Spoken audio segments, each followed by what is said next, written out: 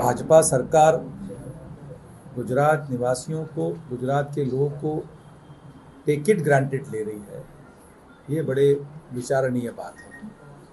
ये कई वर्षों से मुद्दा उठ रहा है, पिछले 18 सालों से मुद्दा ये उठ रहा है कि जो युवा है गुजरात का, जो एक तबका जिसे सरकार में काम करने के लिए जो परीक्षाएं देता है, पढ़ाई करता है, एक आम नागरिक अपने घरों को गिरवी रखकर 2 जून की रोटी खाकर उसमें बचाव करके और तरह तरह के कर्ज और लोन और साहूकारों के दबाव में आकर वो जो पैसा लेकर अपने बच्चों को पढ़ाता है और बच्चे को पढ़ाने के बाद उसको नौकरी नहीं मिलती है। और इसमें नौकरी नहीं देने के लिए जो हथकंडे अपनाए जाते हैं, लोगों को सांत्वना देने के लिए आप इधर विज्ञापन निकालते हो, परीक्षाएं रखते हो और परीक्षा आने के पहले पेपर लीक कर देते हो या किसी न किसी माध्यम से, किसी न किसी हथकंडों के तरीके से वो परीक्षा रद्द कर दी जाती है, और वो भी 18 बार। ये कहाँ का न्याय है? और फिर जहाँ नौकरियाँ नहीं हैं, ऐसे ज़िले हैं जहाँ पे, कच्छ के ज़िले की मैं आपको बात करूँ कि जहाँ पर पूरे तालुका के अंदर में कोई भी अधिकारी नहीं है, कोई कर्मचारी काम नहीं कर रहा है और वहाँ पर पूरे ठेकेदार पद्धति से लोगों को लगाया जा रहा है। तो इसका जो काउंटर इफेक्ट जो आ रहा है, एक तरफ आप जनता को के बच्चों को, युवाओं को, इस देश के भविष्य को आप कहीं काम नहीं दे रहे हो, दूसरी तरफ आप किसी न किसी रूप से उसी तनख्वाह के ऊपर ठेकेदारों को, युवाओं को लगा रहे हो और वो युवाओं को लगाने के बाद भी उनको आधी से भी कम, एक चौथाई सैलरी देते हैं। चौथाई सैलरी भी उनको देते समय 2 से 3 महीने में उनको निकाल दिया जाता है। तो ये किस तरह का दबाव यहाँ चल रहा है? पेपर लीक हो रहे हैं, लोगों को रोजगार नहीं मिल रहा है। आप ही के बाजू में गोंडल में अगर आपने सुना होगा कि एक बच्चे ने सुसाइड कर लिया, कितनी मार्मिक बात है। और बच्चा लिख के जाता है कि मेरे मरने के बाद मेरे अर्थी के लिए या मुझे अंतिम संस्कार के लिए कोई भी पैसा खर्च ना करे और सारा पैसा मेरे बहन के शादी में लगा दिया जाए। ये भावनात्मक बात है। गुजरात की जनता को समझना पड़ेगा, यहाँ के मीडिया को समझना पड़ेगा और इस बात को कहीं न कहीं समझ के इस सरकार को जवाब देने का समय इस समय आ गया है। और 2022 में इसका बड़ा विरोध आप सड़कों पे देख रहे हैं।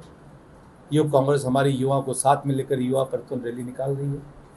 ये तरीका ठीक नहीं, इसका हम पूरा जोर विरोध करते हैं।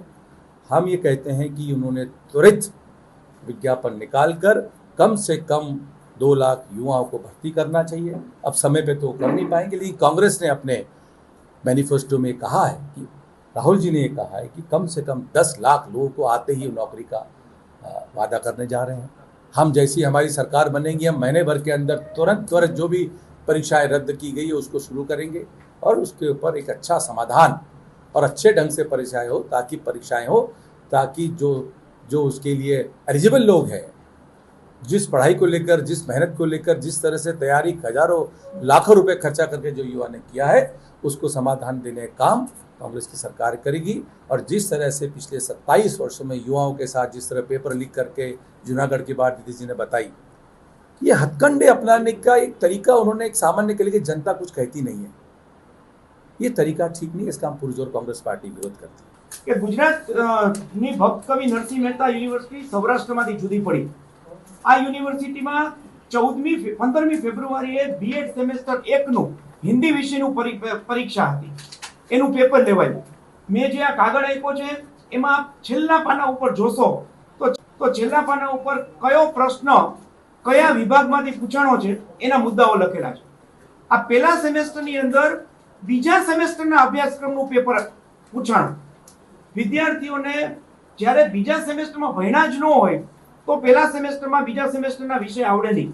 આનાથી ઊંધું થયું હોત કે બીજા સેમેસ્ટરમાં પહેલા સેમેસ્ટરનું પરીક્ષા પૂછાણી હોત તો વિદ્યાર્થીને આવડે પણ ખરો। પણ આ કેસની અંદર વિદ્યાર્થીને પહેલા સેમેસ્ટરની અંદર બીજા સેમેસ્ટરના અભ્યાસક્રમનું પેપર પૂછાય, વિદ્યાર્થીઓ એ પેપર લખે, લખતી વખતે યુનિવર્સિટીના કુલપતિ ચેતન ત્રિવેદીને અને ત્યાંના શિક્ષણ વિદ્યાશાખાના ડીન જય ત્રિવેદીને એવું કહેવામાં આવે કે આ પેપર આપણે ખોટું કાઢ્યું છે, બીજા સેમેસ્ટરના પ્રશ્નો પૂછાયેલા છે।